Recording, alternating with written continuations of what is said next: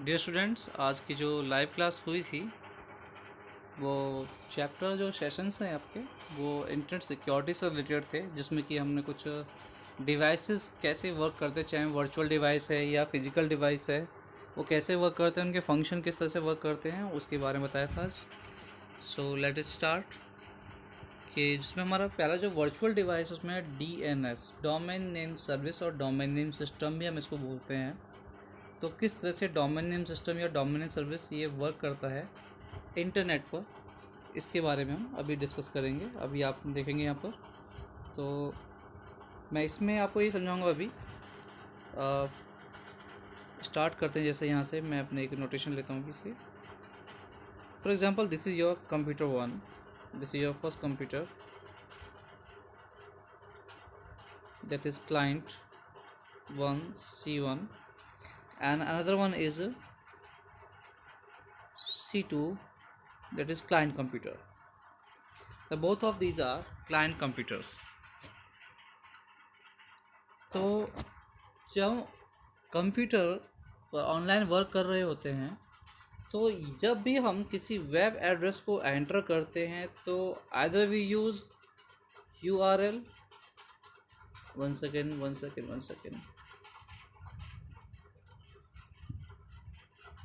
For this either we use URL और IP addresses.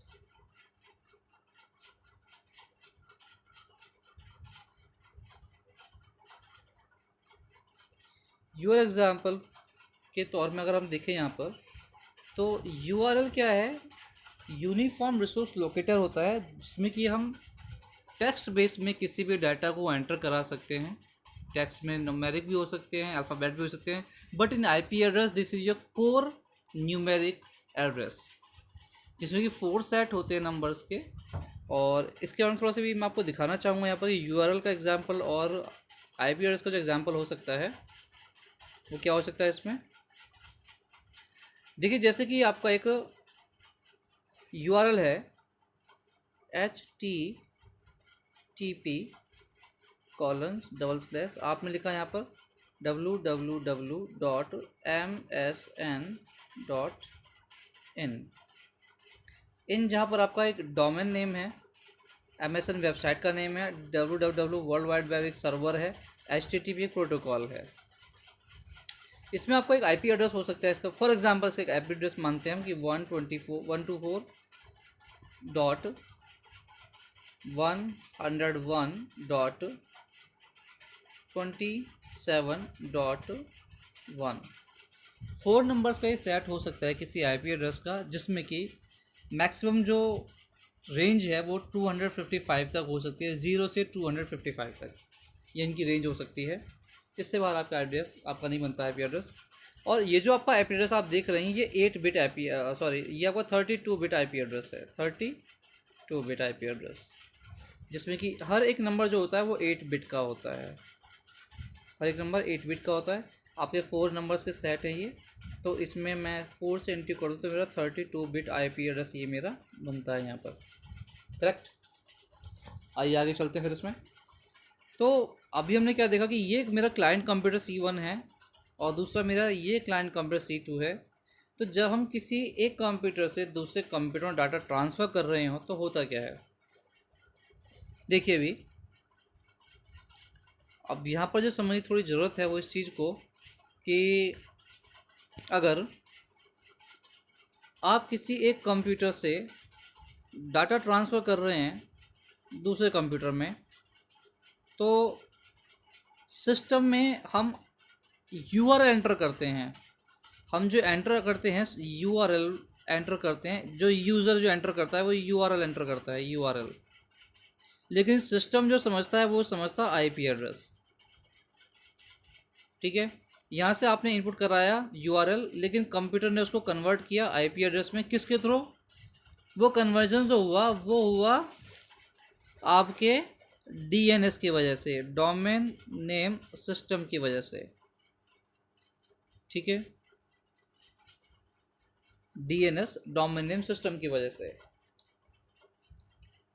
और जब भी हम किसी एक कंप्यूटर से दूसरे कंप्यूटर में सेंड कर रहे होते हैं कोई भी इंफॉर्मेशन, फॉर एग्जांपल आपने यूआरएल एंटर किया, हम एक बार को ये मान लेते हैं कि ये एक सर्वर है, इसको हम मान लेते हैं कि ये एक सर्वर है, इसको क्लाइंट नाम मान करके हम 1 मिनट के लिए मान लेते हैं कि ये मेरा कोई सर्वर है ये।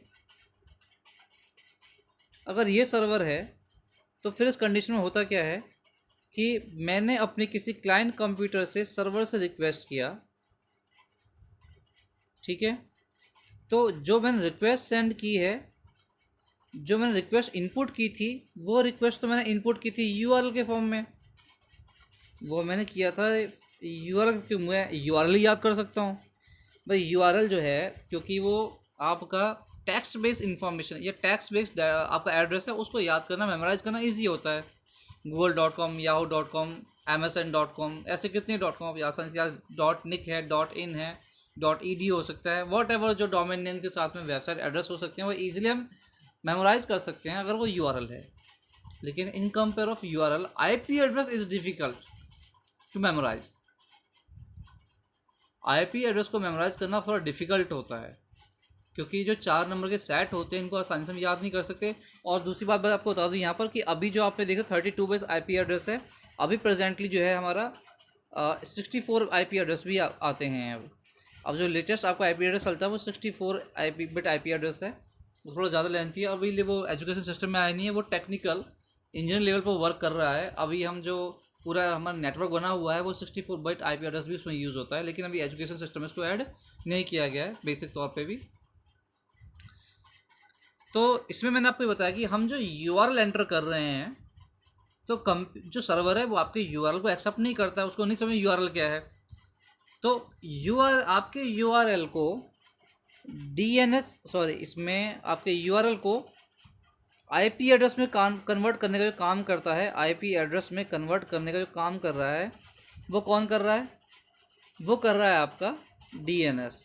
बीच में जो डोमेन नेम सिस्टम है, ये डोमेन नेम सिस्टम जो एक वर्चुअल डिवाइस है, वो आपके यूआरएल को कन्वर्ट कर रहा है किसमें? आईपी एड्रेस में, जिससे कि सर्वर आपके इन्फॉर्मेशन या आपने जो रिक्वेस्ट सेंड की है किसी वेबसाइट को ओपन करने के लिए समझ पाए। ठीक है। और ठीक ऐसे ही सर्वर भी आपका जो रेस्पॉन्स देता है वो देता है आईपी एड्रेस में।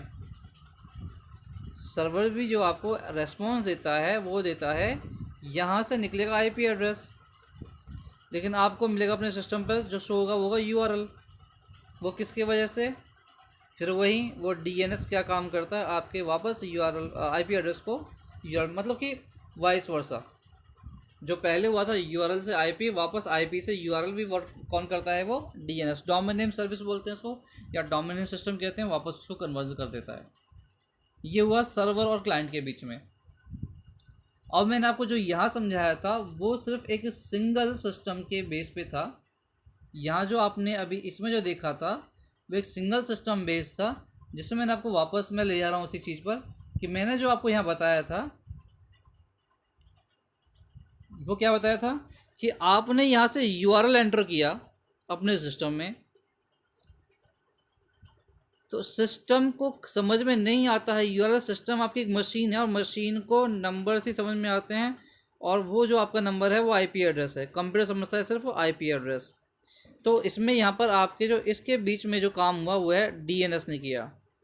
डीएस ने आपके यूआरएल को आईपी एड्रेस में कन्वर्ट कर दिया, उसको कन्वर्ट किया, जिससे कि कंप्यूटर सिस्टम आईपी एड्रेस को समझ पाया, और उसने जो आपको वापस रेस्पॉन्स दिया वो आईपी एड्रेस में दिया। लेकिन आईपी एड्रेस से वापस जो कन्वर्जन हुआ आपकी स्क्रीन पर देखने के लिए उस चीज़ को, वो डोमेन नेम सर्विस ने उसको वापस यूआरएल में कन्वर्ट किया, जिसको आप रीड कर सके इजीली।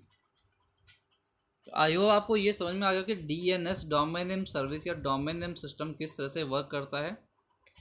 जो लाइव क्लास हुई थी उसमें ज़्यादा एक्सप्लेनेशन था, उसमें कुछ ज़्यादा डिस्कस हुआ था, लेकिन यहाँ थोड़ा कम डिस्कशन है क्योंकि यहाँ पर कोई बोलने वाला नहीं है, कि कोई क्वेश्चन नहीं करने वाला यहाँ पर। और जल्दी हम, क्योंकि अगर लेंथ ज़्यादा हो जाएगी हमारी वीडियो की तो अपलोड करना इसका मुश्किल हो जाएगा थोड़ा। तो नेक्स्ट टॉपिक के आगे और बढ़ता हूँ मैं भी। ये जो आपका टॉपिक यहाँ फिनिश करता हूँ मैं भी, ये था आपका फंक्शन ऑफ डीएनएस, कि डीएनएस किस तरह से क्या काम कर। डीएनएस के काम में आईपी एड्रेस को यूआरएल में कन्वर्ट करना और यूआरएल को वापस आईपी एड्रेस में कन्वर्ट करना। ठीक है। नेक्स्ट टॉपिक की ओर आगे बढ़ते हैं, और जो नेक्स्ट टॉपिक हमारा हुआ है फंक्शन ऑफ मॉडेम। मॉडेम क्या काम करता है, मॉडेम का क्या फंक्शन है, मॉडेम किस तरह से डाटा को एक्सेप्ट करता है और ट्रांसफ़र करता है आगे, तो हम इसमें देखेंगे आगे। तो ये मेरा ब्लैंक पेजेस के लिए मैंने ये बनाया हुआ है कि हम यहाँ देखेंगे कि यहाँ मैं आपको समझाऊंगा कि ये आपका मॉडेम किस तरह से वर्क करता है।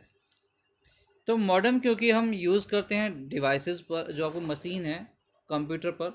फॉर एग्जांपल ये भी आपका एक कंप्यूटर मशीन है, इसमें यहाँ पे एक छोटी सी डिवाइस के साथ अटैच है जो कि मॉडेम है। ये आपका क्लाइंट 1 है, एक सिस्टम है कोई यूज़र का, किसी यूज़र का, और दूसरा ये क्लाइंट 2 है, इसके साथ भी एक डिवाइस अटैच है मॉडेम छोटी सी। अब होता क्या है, C1 कोई भी अपना काम कर रहा था अपने कंप्यूटर सिस्टम पर,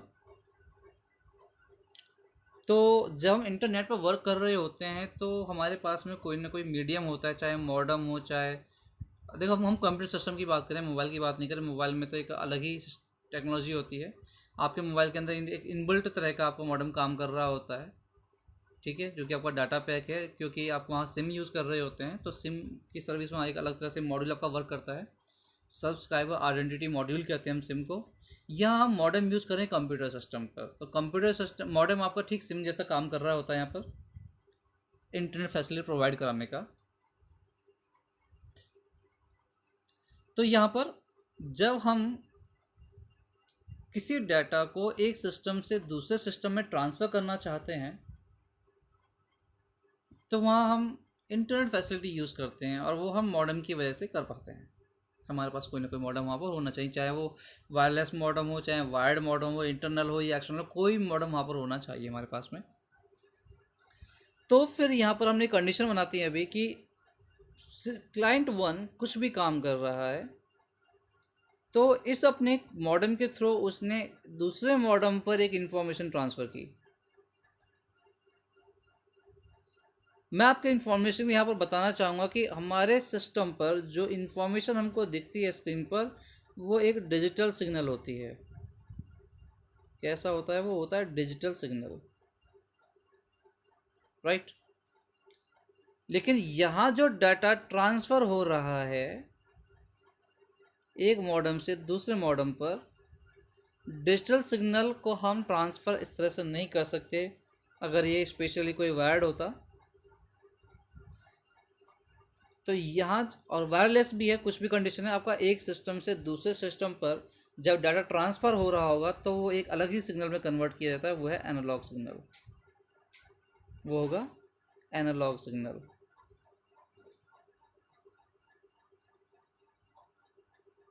तो हमारा सिस्टम कि जो मॉडेम उस पर अटैच है वो आपके डिजिटल सिग्नल को कन्वर्ट करता है। स्क्रीन पर जो इन्फॉर्मेशन अवेलेबल है उसको हम जब दूसरे सिस्टम में ट्रांसफ़र कर रहे होते हैं, दूसरे सिस्टम में जब उसको ट्रांसफ़र कर रहे होते हैं, तो पहले वो उसका जो मॉडेम आपके सिस्टम से जो अटैच है यहाँ पर, वो उसको एनालॉग सिग्नल में कन्वर्ट करेगा, जिससे कि डाटा आपका ट्रांसफ़र हो पाए वायर्ड में, ठीक है, आपका वायर में फ्लो कर पाए या वायरलेसली फ्लो करे वो।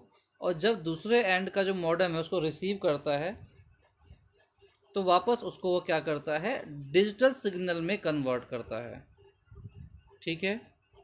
ये कंप्यूटर आप यहाँ का जो मॉडेम है इस आपके इंफॉर्मेशन को वापस कन्वर्ट करेगा डिजिटल सिग्नल में।